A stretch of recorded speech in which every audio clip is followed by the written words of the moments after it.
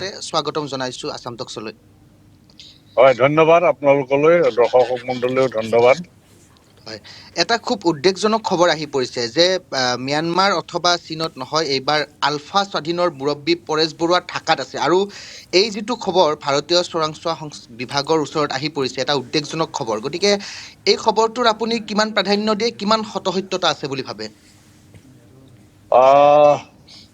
মই কিন্তু এই যিটো খবৰ ওলাইছে তাতে সত্যতা আছে বুলি মই নাভাবো। কাৰণ পৰেশ বৰুৱাৰ বিৰুদ্ধত বাংলাদেশত ফাঁচীৰ ৰায় মানে ঘোষিত হৈ আছে। তেওঁ এতিয়া ফাঁচীৰ ৰাইজ মানে দোষী সাব্যস্ত হৈ পেলাই তেওঁ পলাতক অৱস্থাত আছে। গতিকে তেওঁক আজি বাংলাদেশত তত্ত্বাৱধায়ক চৰকাৰ আছে, এই চৰকাৰ পলিটিকেলি মানে তেওঁলোকে সিমান এটা ক্ষমতাৱান নহয়।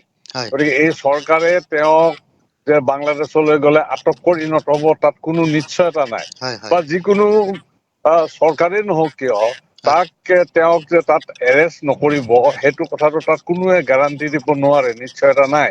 গতিকে মানে য'ত তেওঁৰ বিপদ হোৱাৰ সম্ভাৱনা আছে তালৈ তেওঁ যাব বুলি মোৰ ধাৰণা নহয়, বিশ্বাস নহয়। এইটো বিশ্বাস নহয়, এইটো এটা অপপ্ৰচাৰ যেনে পাইছো। আৰু কোনে ক'ৰ পৰা কেনেকৈ তথ্যখিনি পাইছে মই নাজানো। ধৰি লওক মোক কলিকতাৰ পৰাও দুজন মানে ফোন কৰিছে, বাংলাদেশৰ পৰাও কৰিছে। কিন্তু মানে তেওঁৰ যিটো বিপদ আছে এই বিপদৰ সম্ভাৱনা থকা অৱস্থাত গতিকে তেওঁ এই খবৰটোৰ কিবা সত্যতা আছে বুলি মই নাভাবো।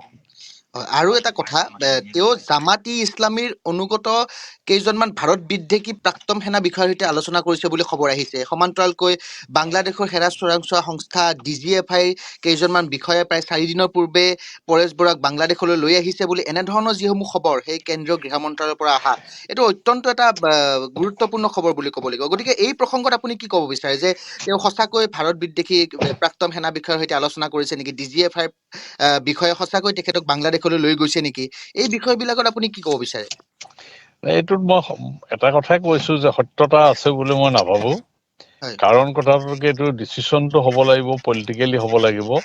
কাৰণ এতিয়া ডক্টৰ প্ৰফেচৰ ইউনুছৰ যি তত্ত্বাৱধায়ক চৰকাৰ আছে সেই চৰকাৰে কেতিয়াও এইটো সংক্ৰান্তত ৰিস্ক নল'ব। গতিকে এই কথাবিলাক যিবিলাক প্ৰচাৰ হৈ আছে এইবিলাক অপপ্ৰচাৰৰ বাদে তাত সত্যতা আছে বুলি মই নাভাবো।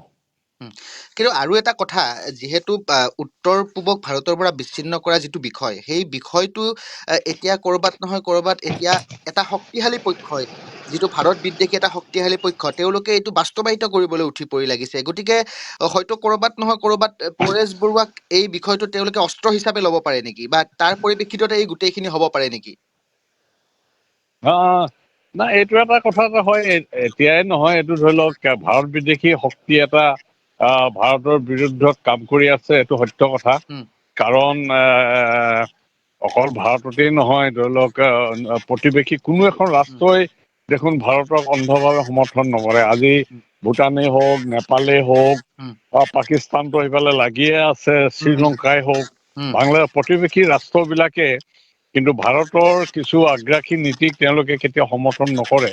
গতিকে এইটো ক্ষেত্ৰত ভাৰতে সদায় কূটনৈতিকভাৱে কিছুমান প্ৰচেষ্টা চলোৱা উচিত, কিছুমান মানে সম্পৰ্ক গঢ়িবৰ কাৰণে চেষ্টা কৰা উচিত। তেওঁলোকে বাংলাদেশত যেনেকৈ অকল আওয়ামী লীগ দলকে তেওঁলোকে প্ৰাধান্য নিদি পেলাই জনগণৰ লগত সম্পৰ্ক কৰা উচিত বুলি মই ভাবো। আৰু তেতিয়াহে বাংলাদেশৰ ভাৰতৰ মানে যিটো কূটনৈতিক প্ৰচেষ্টা, এই কূটনৈতিক প্ৰচেষ্টা সফল হ'ব বুলি মই বিশ্বাস কৰো। সমান্তৰালকৈ আৰু এটা খবৰ, যিটো খবৰ হয়তো এটা উদ্বেগজনক বুলি ক'ব লাগিব এই মুহূৰ্তত, কৰবাত মেজৰ জেনেৰেল ৰেজাকুল হাইদাৰ চৌধুৰীৰ সৈতে পৰেশ বৰুৱাৰ সাক্ষাৎ হোৱা বুলি কোৱা হৈছে ভাৰতীয় চোৰাংচোৱা সংস্থাৰ পৰা, যিগৰাকী ৰেজাউল হাইদাৰ চীনেৰে বাংলাদেশৰ মাজেদি আলফাৰ বাবে অস্ত্ৰ শস্ত্ৰ নিয়াৰ মূল কাৰিকৰী আছিল। আপুনিও সেই বিষয়টো জানে। গতিকে সেই ৰেজাকুল হাইদাৰ চৌধুৰীক যিটো সাক্ষাৎ কৰাৰ বিষয় আহি পৰিছে, কাৰণ তেখেতক এই মুহূৰ্তত যিহেতু তেখেতৰ বিৰুদ্ধে যিসমূহ গোচৰ আছিল বা যিসমূহ বাংলাদেশৰ আছিল তাৰ পৰা নিৰ্দোষীয় ঘোষণা কৰা হৈছে। গতিকে ৰেজাকুল হাইদাৰৰ চৌধুৰীৰ জৰিয়তে ক'ৰবাত পৰেশ বৰুৱাৰ লগত যোগাযোগ কৰি বাংলাদেশে এই গোটেই বিষয়টোক আগবঢ়াব বিচাৰিছে নেকি, বা এই যিসমূহ বিষয়ৰ কথা কৈছো আমি, সেই বিষয়াসকলে ৰেজাকুলৰ জৰিয়তে পৰেশ বৰুৱাৰ লগত যোগাযোগ কৰি বিষয়টোক আগবঢ়াব বিচাৰিছে নেকি? আপুনি কি কয়? এইটো মোৰ বিশ্বাস নহয়। উম, বিশ্বাস নহয়, কাৰণ ৰেজাকুল হাজৰ চৌধুৰী, কাৰণ বাংলাদেশত আজি ধৰক যিখন চৰকাৰ আছে, কাইলৈ সেইখন চৰকাৰ নাথাকিব। হয়। চৰকাৰ পৰিৱৰ্তন হোৱাৰ লগে লগে প্ৰতিপক্ষই তেওঁলোকৰ ওপৰত মানে এটা শাস্তিমূলক ব্যৱস্থা গ্ৰহণ কৰে। উম, গতিকে তেনেকুৱা এটা পৰিস্থিতিৰ সন্মুখীন হ'বলৈ তেওঁলোক কেতিয়াও যাব বুলি মোৰ বিশ্বাস নহয়। উম। আৰু ক'ৰবাত এনেকুৱা বিষয়টো এনেকুৱা হ'ব পাৰে নেকি যে পাকিস্তানৰ চোৰাংচোৱা সংস্থা ISI যিহেতু পশ্চিম ভাৰতত আক্ৰমণ কৰি আছে, গতিকে পূব ভাৰতত আক্ৰমণ কৰাৰ বাবে বাংলাদেশৰ জৰিয়তে পৰেশ বৰুৱাক অস্ত্ৰ হিচাপে লৈ গোটেই বিষয়টো আগবঢ়াব বিচাৰিছে নেকি? কাৰণ চোৰাংচোৱা সংস্থাৰ পৰা যিখিনি তথ্য লাভ কৰিছে, তেওঁলোকৰ সেই তথ্যখিনি যথেষ্ট উদ্বেগজনক। গতিকে ক'ৰবাত এই পাকিস্তানৰ চোৰাংচোৱা সংস্থা ISI ক'ৰবাত মহৰা হিচাপে লৈ বাংলাদেশৰ জৰিয়তে পৰেশ বৰুৱাৰ সৈতে যোগাযোগ কৰি এই গোটেই বিষয়টোত ক'ৰবাত তেওঁলোকে এটা কুটাঘাতমূলক পৰিকল্পনা কৰা বুলি ভাবে নেকি? আপুনি কি কয়? নাই, সেইটো কথা মই অৱশ্যে নাজানো, কিন্তু এটা কথাটো হ'লগে কি, ভাৰত পাকিস্তানৰ যিবিলাক এজেঞ্চি আছে তেওঁলোকৰ মাজত এখন মানে অঘোষিত যুদ্ধ চলিয়ে আছে। উম, গতিকে সেইটোৰ কথাটো অস্বীকাৰ কৰিব নোৱাৰি। উম, গতিকে বাকী কি কুটাঘাত কৰিব লৈছে, কি কৰিব লৈছে, সেইখিনি সম্পৰ্কে বাৰু মই জ্ঞাত নহয়। মই কেনেকে জানিম তেওঁলোকে কি উম, পৰিকল্পনা কৰিছে? উম, সেইখিনি কথা মই অৱগত নহয়, বা মই অনুমান কৰিও ক'ব নোৱাৰো সেইখিনি উম, কথা। উম। কিন্তু আপুনি এই যিটো পৰেশ বৰুৱা বাংলাদেশলৈ যোৱা খবৰ, বা এই যিসমূহ সেনা বিষয়াৰ সৈতে আলোচনা কৰা, বা বাংলাদেশত তেখেতক DGFI লৈ যোৱা, এই গোটেই যিখিনি খবৰ আপুনি নস্যাৎ কৰিব বিচাৰে মুঠৰ ওপৰত? নাই, সেইটোত মোৰ বিশ্বাস নহয়। উম, সেইটোত মই বিশ্বাস নহয়, উম, কাৰণ সেইখিনি কৰিবলৈ তেওঁ মানে যাব বুলিও মোৰ বিশ্বাস নহয়। উম, কাৰণ বিপদ তাত হোৱাৰ সম্ভাৱনা প্ৰচুৰ আছে তেওঁৰ। উম, গতিকে সেই বিপদৰ মাজত তেওঁ সোমাবলৈ যাব কিয়, উম, এইটো এটা সন্দেহ থাকিয়ে যায়। উম।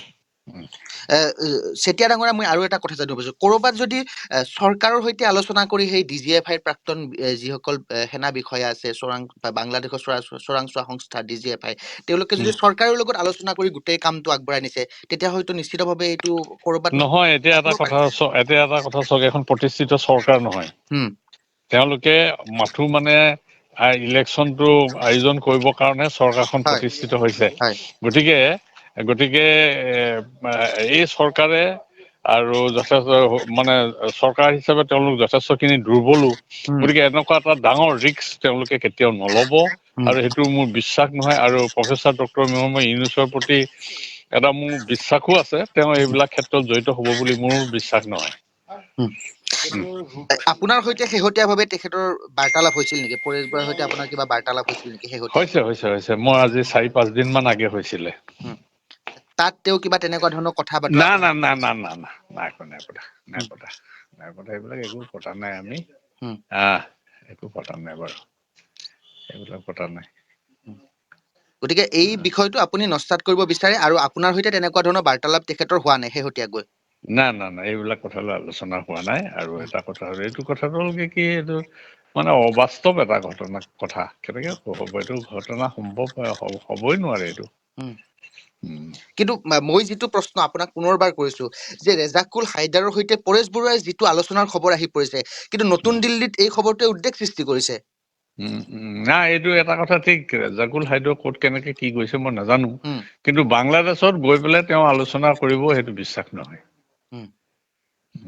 এতিয়া পৰেশ বৰুৱাই মূল সুঁতিলৈ ঘূৰি অহা প্ৰসংগত আপোনাৰ সৈতে কিবা বাৰ্তালাপ হৈছে নেকি? বা না তেখেতক না না না না না হোৱা নাই। তেখেতক আহিবলৈ আপুনি অনুৰোধ জনাই নেকি, বা শেহতীয়াকৈ কিবা তেনেকুৱা ধৰণৰ? শেহতীয়াকৈ অনুৰোধ জনালেও তাৰমানে তেওঁতো আৰু এতিয়া অহাৰ মানে তেনেকুৱা কোনো দেখা নাই। উম, গতিকে কথাটো, চৰকাৰে এইটো ক্ষেত্ৰত যদি কিবা উদ্যোগ গ্ৰহণ কৰে, সেইটো নাজানো বাৰু, তেওঁলোকে কিবা কৰিছে যদি। উম, আৰুতো এদিন আহিবই লাগিব। তেওঁ বিপ্লৱ কৰিছে যদিও এতিয়া কিবা এটা সমস্যা সমাধান কৰিবলৈ আলোচনাৰ মাধ্যমেদিয়ে কৰিব লাগিব। উম, গতিকে আলোচনাৰ অবিহনেতো আৰু সমস্যাটো সমাধান নহয়।